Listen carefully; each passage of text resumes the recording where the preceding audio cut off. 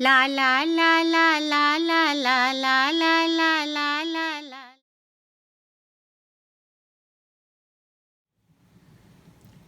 आज मैं आपको सुनाने के लिए H.G. वेल्स की एक कहानी लाई हूँ।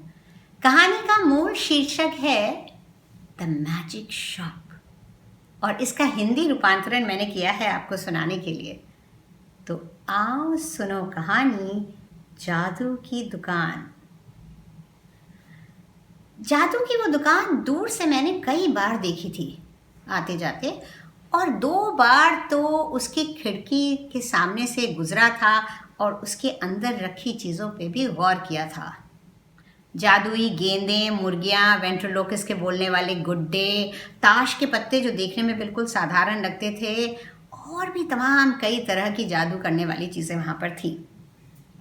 मुझे तो ठीक से याद भी नहीं था कि वो दुकान किस सड़क पर है, पर अचानक एक दिन हम उस दुकान के सामने खड़े थे और गोपाल उस खिड़की में रखी तमाम चीज़ों को बड़े ध्यान से देख रहा था। अगर मैं अमीर होता बाबा तो वो खरीदता, और वो और बाबा देखो वो। गोपाल अपनी माँ की तरह शांत प्रकृति का है। उसने अंदर जाने की जिद बिल्कुल भी न की, बस मेरी उंगली को पकड़कर हल्के से दरवाजे की तरफ खींचा और देखते ही देखते हम दुकान के अंदर थे। एक पतली सी दुकान थी और जिसमें ज़्यादा रोशनी भी नहीं थी। हम लोग ने अपने आसपास देखा। काउंटर पे एक कागज़ की लुगदी वाला शेर अपना सिर धीरे धीरे हिला रहा था। क्रिस्टल की गेंदें, जादुई ताश के पत्ते पकड़े हुए एक कांच का हाथ और वो जादूगर वाला हैट, वो सब सामान काउंटर पे रखे थे। और ज़मीन पर तरह तरह के शीशे लगे थे। किसी में हम पतले और लंबे लग रहे थे, तो किसी में नाटे और मोटे, और किसी में तो हमारा सर एकदम बड़ा हो गया था और टांगें गायब भी हो गई थी। हम ये देखकर हंसी रहे थे कि दुकानदार मानो काउंटर के पीछे से प्रकट हुआ। उसका चेहरा सांवला था, थोड़ी कुछ निकली हुई, और उसका एक कान दूसरे से बड़ा था। मैं आपकी क्या सेवा कर सकता हूँ? उसने जादूगरों की तरह की लंबी उंगलियां फैलाते हुए पूछा। मैं अपने बेटे के लिए कुछ जादू करने वाला सामान खरीदना चाहता हूँ, है कुछ? सोचने लगा और फिर अपने सर से मानो एक कांच की गेंद निकाल के आगे बढ़ाई। ऐसा कुछ? ये ट्रिक मैंने कई बार देखी थी, पर यहाँ देखने की अपेक्षा नहीं की थी। वाह, मैंने हंसते हुए कहा। गोपाल अभी भी मेरी उंगली पकड़े हुए था। उसने अपना दूसरा हाथ गेंद लेने के लिए बढ़ाया, मगर वो गेंद तो वहाँ थी ही नहीं। तुम्हारी जेब में है, दुकानदार बोला, और वाकई वही निकली। ये कितने की है? मैंने पूछा। नहीं जनाब, कांच की गेंदों के दाम हम नहीं लेते। ऐसा कहते कहते उसने अपनी गर्दन के पीछे से एक और गेंद निकाल के पेश करी और उसे भी पहले वाली गेंद के बगल में रख दिया।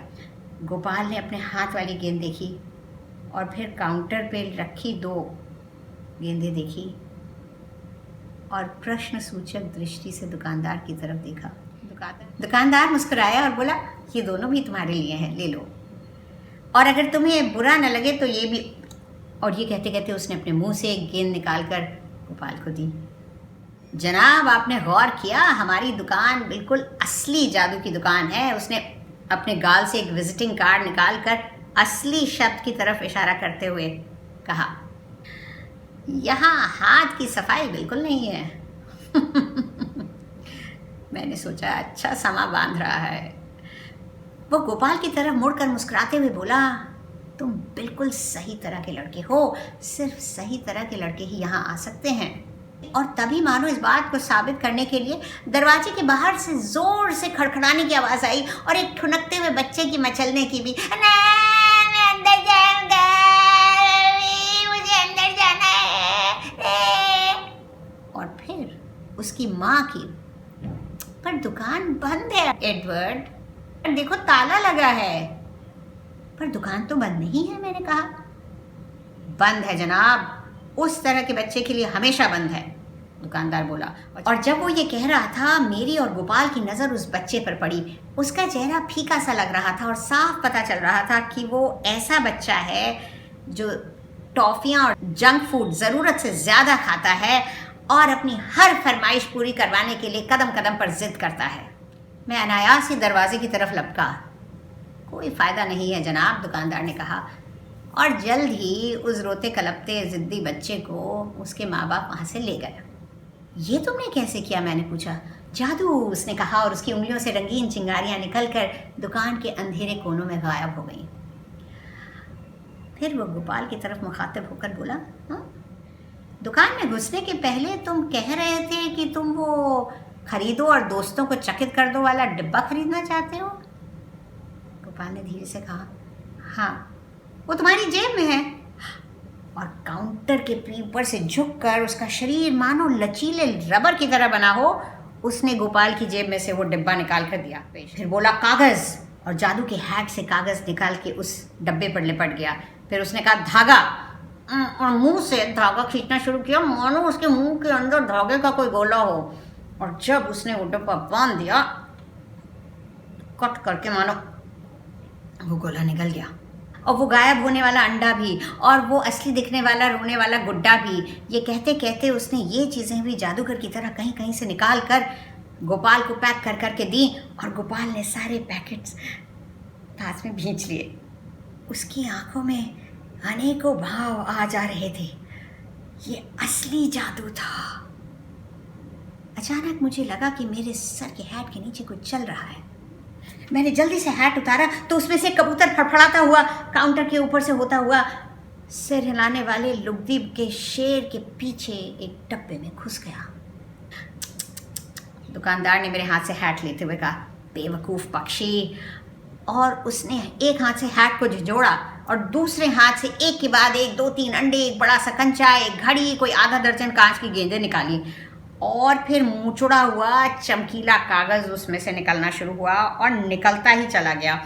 और इस बीच वो लगातार बोलता चला जा रहा था कि लोग अक्सर कैसे हैट को बाहर से झाड़ते हैं पर अंदर से साफ करना भूल जाते हैं। अरे तरह तरह की चीज़ें उसमें जमा हो जाती हैं साहब। जनाब, मैं आपके लिए सिर्फ नहीं कह रहा हूँ, पर अक्सर लोगों के साथ ऐसा होता है, तकरीबन हर ग्राहक। और आप हैरान होंगे जान के कि क्या क्या निकलता है हैट से। और इस बीच चमकीला कागज़ निकलता चला जा रहा था और किसी फूले हुए पहाड़ की तरह काउंटर पे फैल रहा था, जिसके पीछे वो दुकानदार करीब करीब छुप गया था, पर उसकी आवाज़ लगातार आती चली जा रही थी। कोई सोच भी नहीं सकता साहब कि एक इंसान क्या क्या छुपा कर रखता है।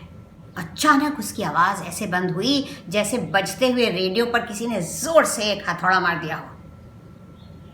कागज़ का फड़फड़ाना भी बंद हो गया और चारों तरफ सन्नाटा छा गया।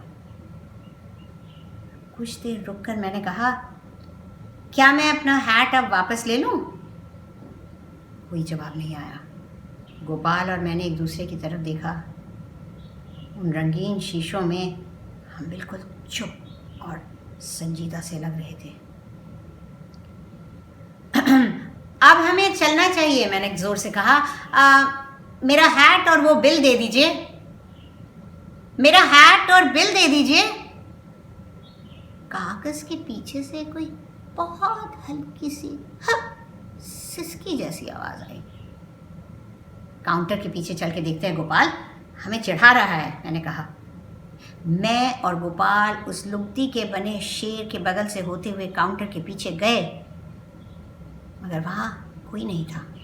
सिर्फ मेरा हैट ज़मीन पर पड़ा था और उसके बगल में एक लंबे कानों वाला खरगोश मायूसी से बैठा था, वैसा जैसे जादूगर लोग हैट से निकालते हैं। मैंने अपना हाथ बढ़ाया हैट उठाने के लिए तो खरगोश फुदक कर एक तरफ हो गया। बाबा, गोपाल फुसफुसाया, क्या है? मुझे ये दुकान बहुत ही अच्छी लग रही है बाबा। मुझे भी अच्छी लगती। मैंने सोचा अगर काउंटर लंबा होकर हमारे और दरवाजे के बीच का रास्ता न रोक लेता। गोपाल उस फुदकते हुए खरगोश को देखकर उसे पुचकार कर और कुछ जादू दिखाने का अनुरोध कर रहा था, और देखते ही देखते वो खरगोश फुदक कर एक पतली सी दरार वाले दरवाजे में घुस गया जो पहले वहाँ था ही नहीं। फिर वो दरवाज़ा और खुला और दुकानदार मुस्कुराता हुआ बाहर आया और उसने मुझे ऐसे देखा कि मानो चुनौती दे रहा, और बोला, आप हमारा अंदर वाला शोरूम देखना चाहेंगे जनाब? गोपाल ने मेरी उंगली आगे खींची और मुझे उस दुकान का माहौल कुछ ज़्यादा ही मायावी लग रहा था।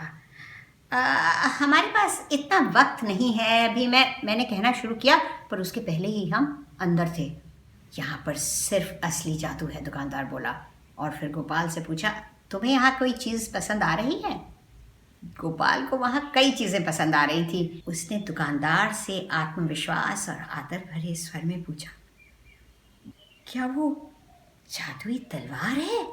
बिल्कुल, दुकानदार ने कहा, न मुड़ती है, न टूटती है, और न उंगली काटती है, और जिसके पास होती है वो 18 साल से कम वाले किसी भी दुश्मन को हरा सकता है। साइज के हिसाब से अलग अलग दाम की है। असल में ये पूरा कलेक्शन ही बहुत बढ़िया है। सुरक्षा की ढाल, तेज सैंडल्स और गायब कर देने वाला हेलमेट। ओ बाबा, गोपाल चहका। मैंने उन सब की कीमत पूछी, पर दुकानदार ने मेरी ओर कोई ध्यान नहीं दिया। अब तक गोपाल पर उसका जादू बखूबी चल चुका था, और गोपाल मेरी उंगली छोड़कर इस अजीबोगरीब नुमाइश की हर चीज़ देखने के लिए चल पड़ा था। कुछ देर में मुझे ये देखकर जलन हुई कि गोपाल ने दुकानदार की उंगली वैसे ही पकड़ ली थी जैसे वो मेरी उंगली पकड़ता था। बंदा था तो काफ़ी दिलचस्प, और असली जादू की तरह का दिखने वाला काफ़ी नकली सामान भी रखता था। मैं उन दोनों के पीछे पीछे चुपचाप चला जा रहा था, हाथ की सफाई वाले उस बाजीगर पर कड़ी नज़र रखे हुए।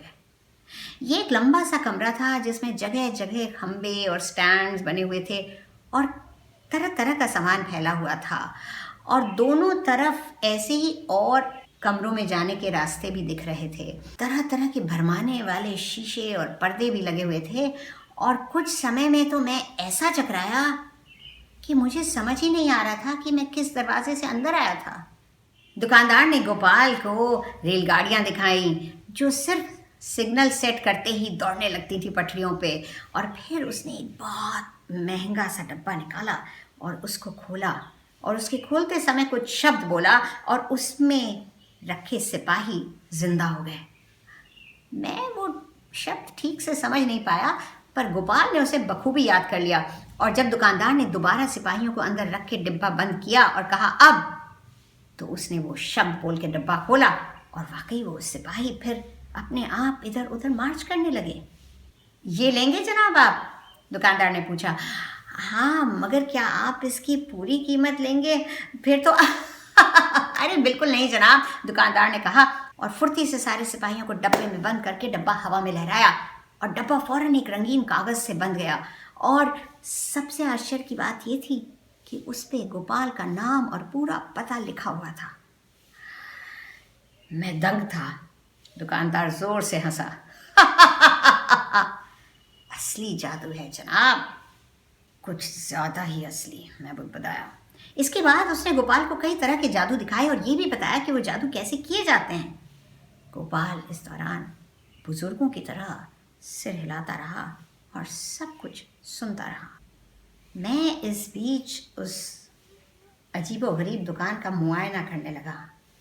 सब कुछ अजीब सा था। कई बार मुझे लगा कि मेरे पीठ करते ही मेरे पीछे की कुर्सियां अपने आप इधर से उधर खिसक जाती थी। कॉर्निस थे जिनमें मुखौटों की एक लंबी कतार लगी थी, पर वो मुखौटे कुछ ज़्यादा ही असली लग रहे थे। तभी मेरी नज़र दूर खड़े एक असिस्टेंट पे पड़ी जो अपनी नाक से एक अजीब हरकत कर रहा था।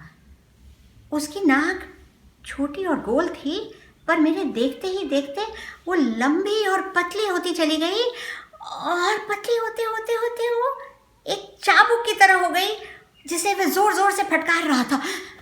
मैंने जल्दी से मुड़ के देखा कि कहीं गोपाल ने तो ये नहीं देखा, पर वो और दुकानदार आपस में फुसफुसा के बातें कर रहे थे। गोपाल स्टूल पर खड़ा था और दुकानदार उसके बगल में एक बड़ा सा ड्रम लिए खड़ा था। छुपन छुपाई खेल रहे हैं बाबा, मुझे ढूंढो। और उसके ऐसा कहते ही दुकानदार ने उस बड़े से ड्रम से गोपाल को ढांक दिया।